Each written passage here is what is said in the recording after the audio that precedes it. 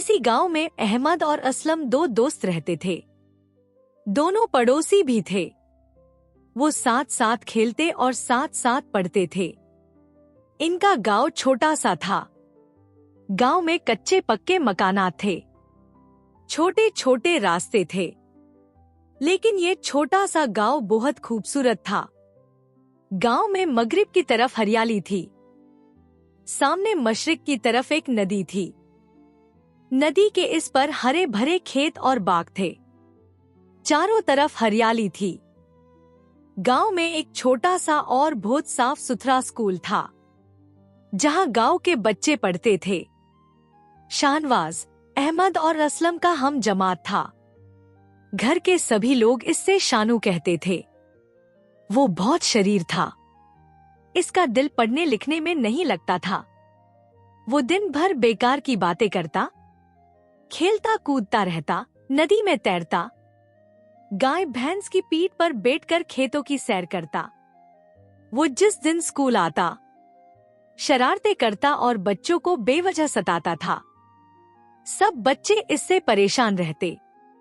उस्ताद इसे समझाते, कभी सजा भी देते। इसके घर जाते, वालिदैन से मिलते, शिकायत करते, लेकिन शानू पर इसका कोई असर ना होता था। बरसात का मौसम था। इतवार के दिन गांव के सब लड़के नदी के किनारे खेल रहे थे। नदी में पानी का बहाव तेज था।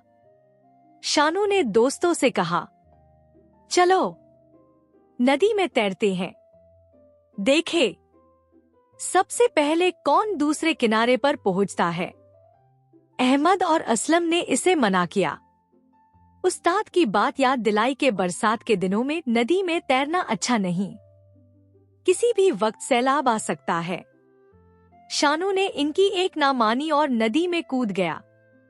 वो नदी की गहराई से बेखबर तेजी से दूसरे किनारे की तरफ बढ़ने लगा। जब वो नदी की बीच पहुंचा तो इससे एहसास हुआ कि नदी का पानी बढ़ने लगा है। अचानक पानी बढ़ता देखकर उस्ताद की नसीहत याद आ गई। वो पीछे की तरफ मुड़ा। पानी तेजी से बह रहा था। शानू के लिए तैरना मुश्किल हो रहा था। इसके हाथ, पैर और बदन भारी हो गए थे। वो पानी के धरे के साथ बहने लगा। अहमद और असलम किनारे से शानू की ये हालत देख रहे थे। वो दौड़ते हुए करीब के घर में गए। वहां से एक बड़ी सी रस्सी लाई।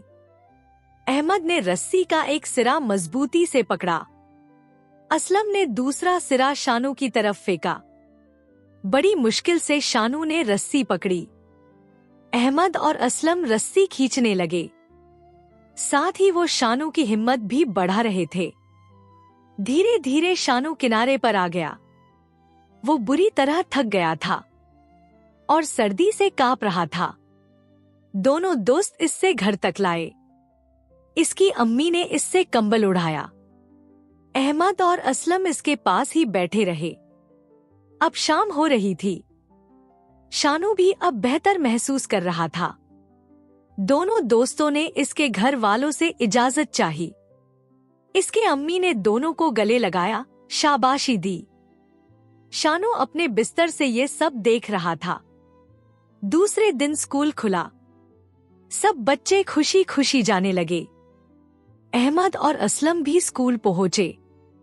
इन्हें ये देखकर बड़ी हैरत हुई कि आज शानू इनसे पहले स्कूल पहुंच गया है और पढ़ाई में मसरूफ है।